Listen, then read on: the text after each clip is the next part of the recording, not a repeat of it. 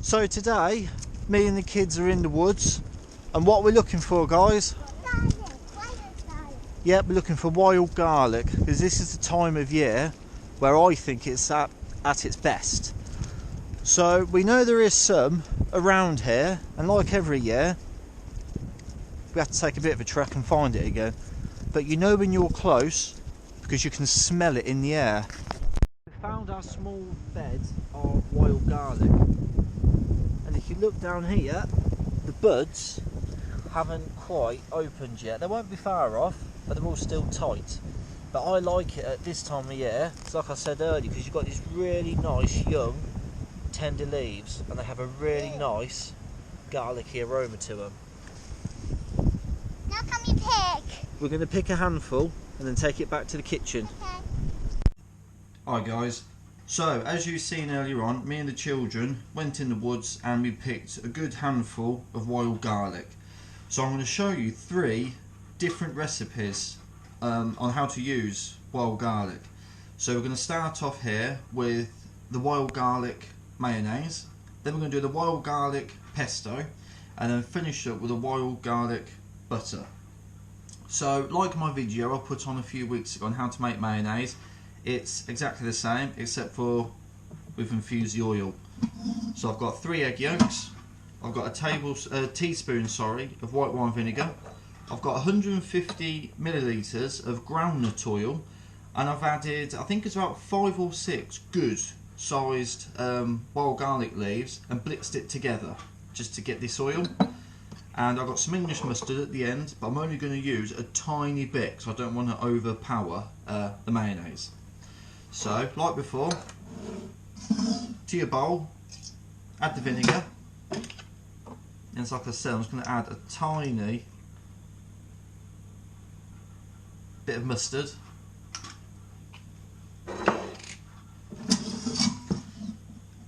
And then we're just going to give that a slight whisk.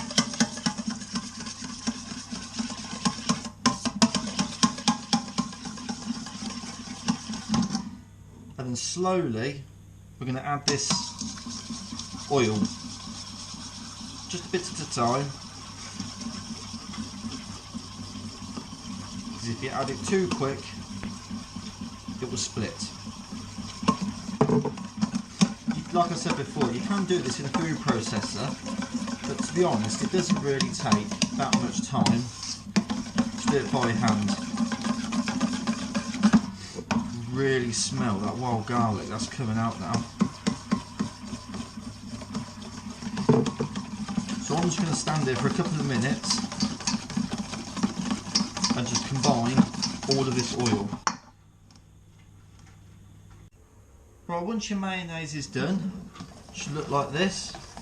It's not as thick as the last one I've done, but when you drag your whisk through you can feel it has got some thickness to it. But it's the wild garlic that kind of keeps it looser, shall we say, because it's made exactly the same way as my last one, but nonetheless it's still just as good, and it does make quite a lot. So once you've made it, just carefully spoon this into any jar. I've got the Kilner jar type. I mean, it is a mayonnaise, but you could use this as just a dipping sauce really, or a slight pouring sauce. So like I said, it will be looser, but still taste amazing. So there we have it. First recipe down is a wild garlic mayonnaise. So, recipe number 2. I think this is the most popular one that people use wild garlic for, and it is pesto. So I've used the jug I made my oil for my mayonnaise. That's what looks a bit dirty. But in here I've got 200 millilitres of good olive oil. I've got some more of the wild garlic washed. I have kept the stalks on these because they are quite tender. And I've got 75 grams of grated parmesan. Obviously I'm going to season it with a bit of salt and pepper at the end. The only thing I haven't got in mine is pine nuts and toasted pine nuts. The kids don't really like nuts, so I've kept it out of my recipe, but by all means please add them in, some toasted pine nuts. So this is really easy. So all you do is just get your wild garlic leaves, pop them in the oil, and with a stick blender, and I apologise for the noise,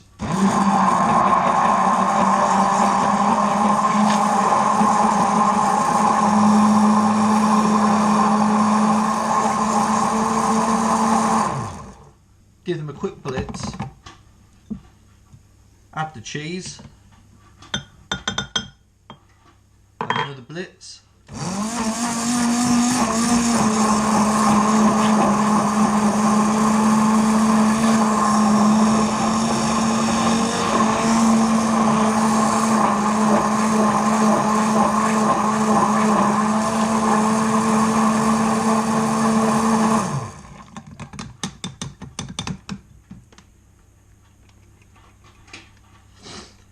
And I'm just going to season this up now with some salt and pepper.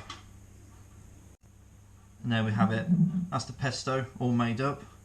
Can't really see it well under this light, but it is a very vibrant green colour. Smells and tastes fantastic. And just like the mayo, this just pour in a couple of kilner jars. Let me get the second one out. So already you got 2 lovely jars of pesto to pop in the fridge, and I'll use this up within a week. So that's recipe number 2 down, wild garlic pesto.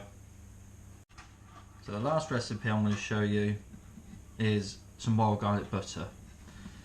I've got 2 blocks of salted butter here. If you want to use unsalted you can. And I've just got a few leaves of wild garlic that have been washed, and I'll just cut into ribbons. And it's straightforward. I should have got my bigger bowl out, but hey ho. So all you do is just combine all the butter and all the garlic together, just so you've got these little flecks of green running through it.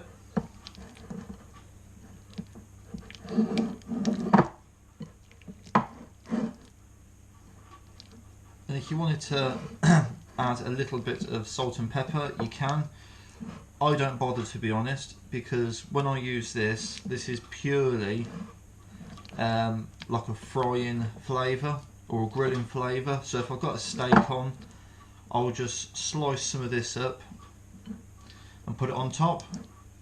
So this one you can play with, have an alter with, but for me, just plain and simple, ribboned wild garlic leaves, mixed fruit, softened butter. So I'm just going to wash my hands, I'm just going to get some cling film out, and we're going to roll this up. So once everything is well combined, just lay a sheet of cling film onto your work surface, and then pile the butter onto it, and with your spoon try and make a rough log shape that's even as you can get it. It's not essential, but it helps.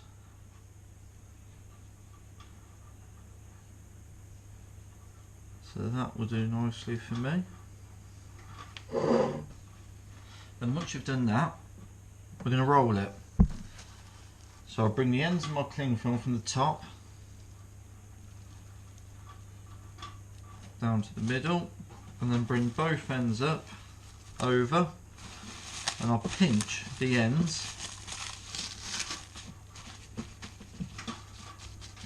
roughly mould it with my hands, and then start to roll it into a compact sausage shape.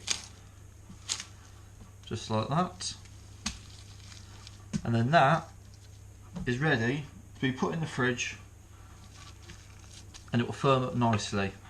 You can see it, but it's like a little fat sausage, like a haggis. Looks like a haggis shape and size. So once that's chilled and you come to use it, just take slices off it, peel off the cling film from the outside, and like I said, use it for frying, putting on steaks, even down to sauces.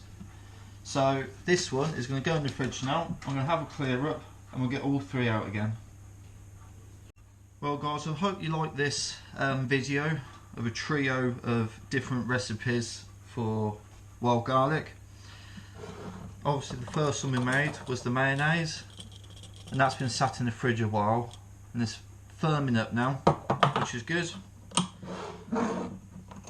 Then also we've got our lovely pesto, and of course garlic butter. So if you're in the woods and you do come across some wild garlic, I've always said just kind of take what you need. I picked one big handful and I've made all this, especially with these two. I've got another jar of each, to be honest, and that's ample for us. So don't go mad and pick everything you can find. Just pick a small handful and perhaps go back in a few weeks once you've used up what you've made.